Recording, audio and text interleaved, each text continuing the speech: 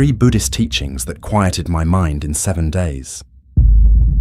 We're going to dive deep into 3 Buddhist teachings that completely transformed my mind in just 1 week. Yes, you heard that right. 1 week. I know it sounds almost too good to be true, but I promise you, these aren't just philosophical concepts you've heard everywhere. These are real, raw, and honest teachings that I personally integrated into my daily life. I went through the struggles, the breakthroughs, and the triumphs, and the transformation I experienced was nothing short of amazing. I can't wait to share these with you because they have had such a profound impact on my mind, and I believe they can do the same for you.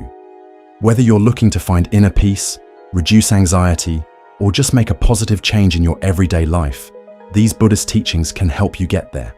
So grab a cup of tea, get comfortable, and let's dive right in. Trust me, you'll want to stick around until the end because these teachings aren't just theoretical. They are practical, actionable steps that you can start implementing today. Plus, I'll be sharing some personal stories and insights from my own journey, giving you a raw and honest look at how these ancient wisdom practices worked for me. So without further ado, let's get started. Teaching 1. Detachment. The first Buddhist teaching that changed my life was detachment. Now let me be completely honest with you. I was never good at letting go. I held on to everything. Relationships, outcomes, expectations, even material possessions. My attachment to these things was my security blanket, and the thought of releasing my grip terrified me. But I decided to give detachment a shot, and let me tell you, it was a game changer. I started by identifying what I was most attached to. For me, it was control, the need to know exactly how things would unfold in my life. I realized I was spending countless hours worrying about future outcomes I couldn't possibly predict. So I began practicing detachment through a simple breathing exercise. Each morning, I would breathe in and acknowledge my attachments, then breathe out and visualize myself releasing them. The first few days were brutal. I remember sitting there, trying to let go and feeling a knot of anxiety in my stomach. Was I giving up? Was this irresponsible? But I pushed through, and by the 3rd day, something incredible started to happen. I began to feel lighter, as if a weight had been lifted from my shoulders. Without the constant burden of trying to control everything, I found space in my mind for peace and clarity. I started to understand that detachment wasn't about not caring. It was about caring without clinging. This was a revelation. With this new perspective, I found myself responding to situations rather than reacting to them. When a project at work hit an unexpected roadblock, instead of spiraling into stress and worry, I was able to accept the situation and focus on finding solutions. Another surprising benefit of practicing detachment was how it affected my relationships. By releasing my expectations of how others should behave or what they should say, I created space for authentic connection. I was no longer disappointed when people didn't meet my unspoken expectations, and this led to more genuine, meaningful interactions. One personal experience that stands out was a conversation with a friend who had different political views than me. In the past, I would have been attached to changing their mind or proving my point. Instead, I practiced detachment, listened openly, and found that we connected on a deeper level despite our differences. Now, practicing detachment might not be easy at first, but I encourage you to give it a try, even if it's just for a week. Start small, maybe with something minor like your attachment to traffic moving quickly or your coffee being made exactly right. Notice your attachment. Take a deep breath and consciously let it go. You might be surprised at how liberating it feels and how much mental space it creates. It's not about becoming indifferent to life, but about engaging with it more fully without the suffering that comes from clinging. Teaching 2. Acceptance. Speaking of suffering, acceptance was the second Buddhist teaching that truly transformed my mind. Now, let me be upfront. I wasn't always good at accepting reality as it was. I used to resist difficult emotions, challenging situations, and uncomfortable truths. I would think, this shouldn't be happening, or I shouldn't feel this way. Sound familiar? But one day, I decided enough was enough. I made a commitment to practice acceptance every single day for a week, and the results were incredible. I started small, just with accepting my present emotions without judgment. If I felt anxious, instead of trying to push it away or distract myself, I would say, I accept that I'm feeling anxious right now. It felt strange at first, almost like I was giving in. But as I continued this practice, something shifted. By the fourth day, I noticed that by accepting my emotions, they actually moved through me more quickly. They didn't get stuck and fester the way they used to when I resisted them. One morning, I remember waking up to pouring rain when I had planned an outdoor activity. My first instinct was frustration. This wasn't how the day was supposed to go. But then I paused and practiced acceptance. This is the reality of today. It's raining. As simple as it sounds, that moment of acceptance completely changed my experience. Instead of wasting energy fighting against reality, I redirected it toward creating a beautiful indoor day. I made tea, read a book I'd been meaning to get to, and ended up having a deeply restful experience that I wouldn't have had otherwise. I also started applying acceptance to bigger challenges in my life. There was a relationship that had ended months before, but I was still struggling to accept it. Through daily meditation focused on acceptance, I finally allowed myself to acknowledge the full reality of the situation. It wasn't about approving of what happened or denying my pain. It was about recognizing what was true, so I could move forward. The moment I truly accepted it was like putting down a heavy backpack I'd been carrying for miles. I felt sad, but there was peace in that sadness. Incorporating acceptance into my routine made me realize that fighting against reality is the source of so much unnecessary suffering. It's not about being passive or giving up. It's about starting from a place of truth. Only when we accept what is, can we clearly see what can be changed and what must be embraced. It's a foundational practice that creates space for genuine growth and effective action. So if you're like I was and struggling with acceptance, my advice is to start small. The next time you feel a difficult emotion, try saying, I accept that I'm feeling this way right now. Or when something doesn't go as planned, acknowledge the reality before moving into problem-solving mode. Trust me, the mental freedom you'll experience will be well worth the initial discomfort. It's a teaching that has the power to change not just your mind, but your entire approach to life's challenges. Teaching 3: Compassion. The third Buddhist teaching that quieted my mind was compassion, both for myself and others. Now, I used to think compassion was just about being nice or doing good deeds. I was skeptical about how something so seemingly simple could have a profound impact on my mental state. But 1 week of intentional compassion practice completely shifted my perspective, and it became a cornerstone of my inner peace journey. I started with self-compassion, which was actually the harder part for me. Each morning, I would place my hand on my heart and say, "May I be kind to myself today?" I began noticing my self-talk, how harsh and critical it often was. Would I speak to a friend the way I spoke to myself? Absolutely not. So I made a conscious effort to treat myself with the same kindness I would offer a loved one. The first few days felt awkward, even a bit forced, but I kept at it, and gradually something began to shift. I remember one particular day when I made a mistake at work. My usual pattern would have been to berate myself, replay the error over and over, and carry the shame for days.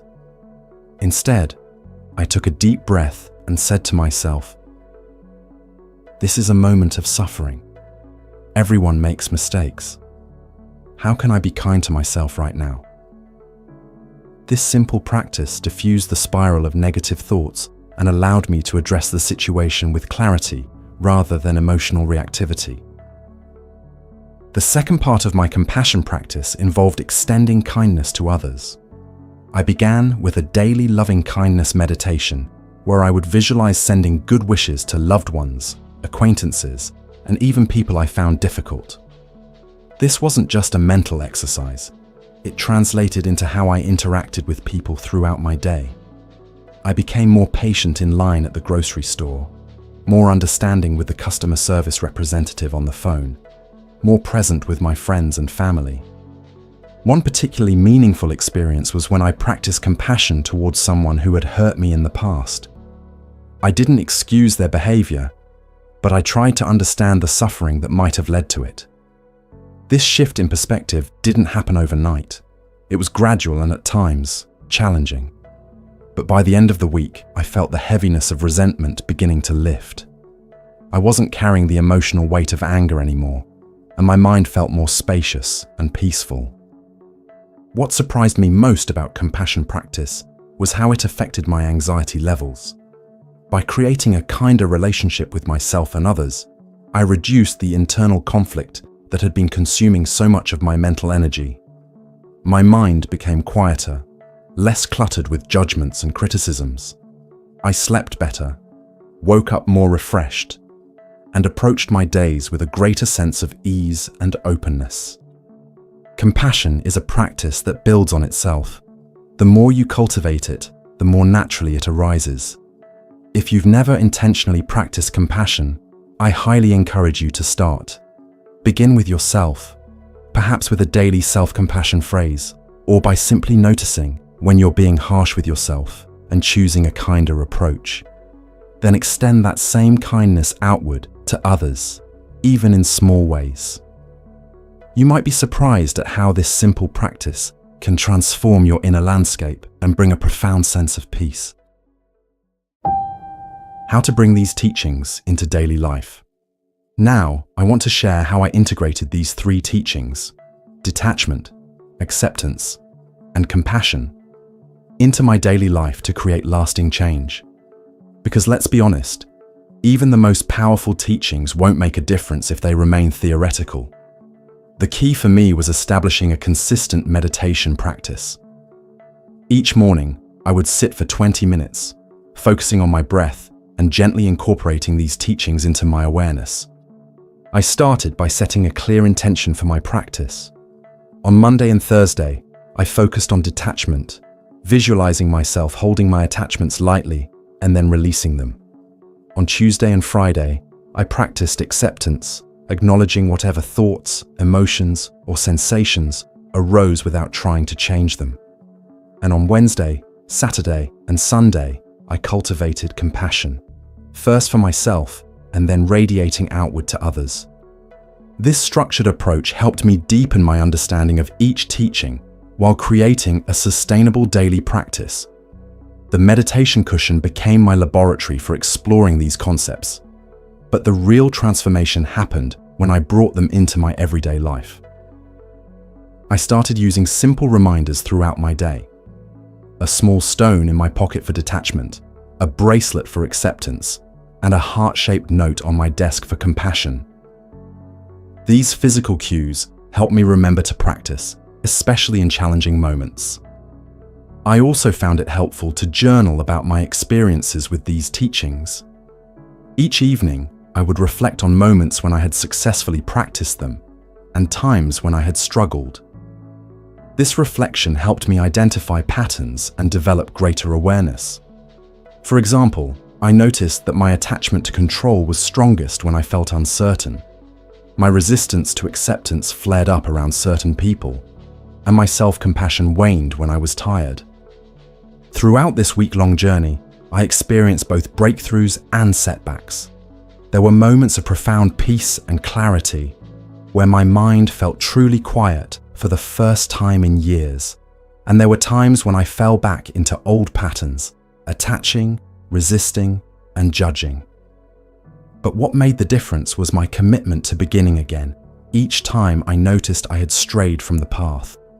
This persistent returning is at the heart of these Buddhist teachings, not perfection, but practice. By the end of the week, I noticed significant changes in my mental landscape. My thoughts were less frantic, my emotional responses more measured, and my overall sense of well-being had improved dramatically. The constant background noise of worry, judgment, and discontent had quieted, revealing a more peaceful state that had been there all along, just beneath the surface. What I found most empowering about these Buddhist teachings was their universality. They don't require you to adopt any particular belief system or religion. They're practical approaches to working with your mind that can complement any faith tradition or secular outlook. They're based on the simple truth that all humans experience attachment, resistance, and unkindness, and that there are skillful ways to address these universal challenges. As I continued to practice beyond that initial week, I discovered that these teachings had a cumulative effect. The more I practiced detachment, the easier it became to let go. The more I embraced acceptance, the less I suffered when facing challenges. And the more I cultivated compassion, the more naturally kindness flowed in my interactions with myself and others. It wasn't about achieving some perfect state of enlightenment, but about creating more space and ease in my everyday experience. One evening, about 2 weeks into my practice, I was sitting on my balcony watching the sunset. Without trying, I found myself fully present, not grasping at the beauty before me, but completely open to it, accepting its transient nature and feeling a warm sense of connection to everything around me. It wasn't a dramatic, mystical experience. It was quiet, simple, and profound. In that moment, I realized that these teachings had given me something precious, the ability to be at peace with things exactly as they are. This doesn't mean I never experience anxiety, resistance, or judgment anymore. Of course I do. I'm human. But these teachings have given me tools to work with these experiences in a way that creates less suffering and more freedom. They've helped me quiet my mind, not by suppressing or controlling my thoughts, but by changing my relationship to them. And that has made all the difference. All right, everyone, that wraps up our journey through the 3 Buddhist teachings that quieted my mind in just 1 week. It's been an incredible experience, not just implementing these practices, but also sharing them with you. Each of these teachings, detachment, acceptance, and compassion, has the power to create significant positive changes in your mental landscape.